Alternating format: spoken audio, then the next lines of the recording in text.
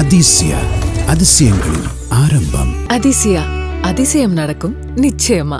மின்துறையில மட்டும் 11 வாக்குறுதிகள் கொடுத்தாங்க. அதுல ஒன்று கூட நிறைவேற்ற. மின்சாரத்துறையிலே ஊழல், மிகப்பெரிய ஊழல் மின்துறையில நடந்து கொண்டிருக்கிறது.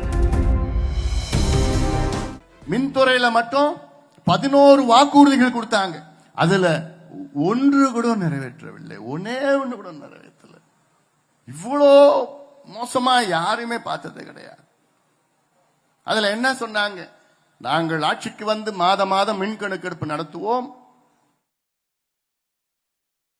சுற்றுச்சூழலுக்கு பாதிப்பில்லாத சோலார் மற்றும் காற்றாலைகள் மூலமாக நாங்கள் 20,000 மெகாவாட் மின்சாரத்தை நாங்கள் தயார் செய்வோம். கிச்சாங்க, ஒண்ணு கூட பண்ணல.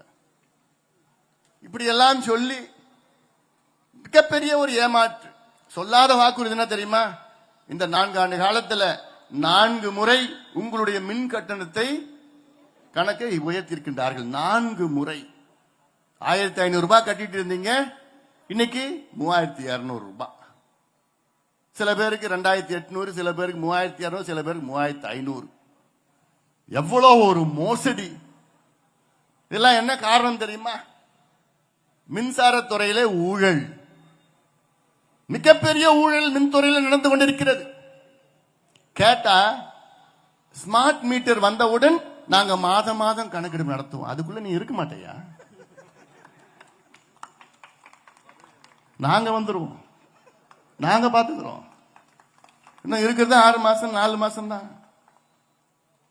அந்த ஸ்மார்ட் மீட்டர் எப்படின்னா, கடந்த ஆண்டே வந்து அறிவிச்சாங்க, அறிவிச்சு பேரம் படிக்கல, அதனால அதை ரத்து பண்ணிட்டான்.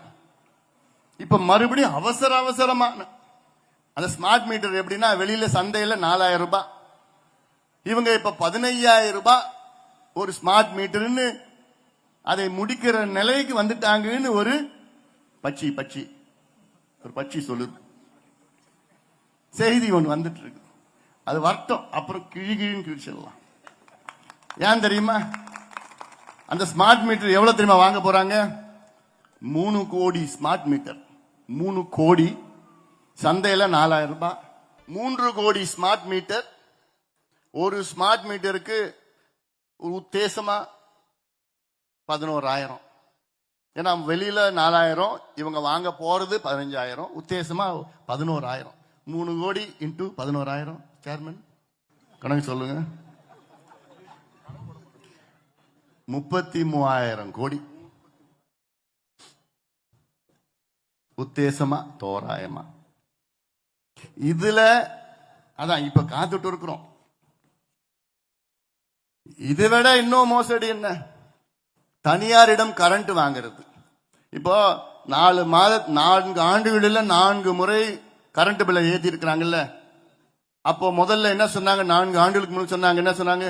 மின்சாரத்துறையில 10,000 கோடிக்கு நட்டத்துல ஓடுதுன்னு சொன்னாங்க.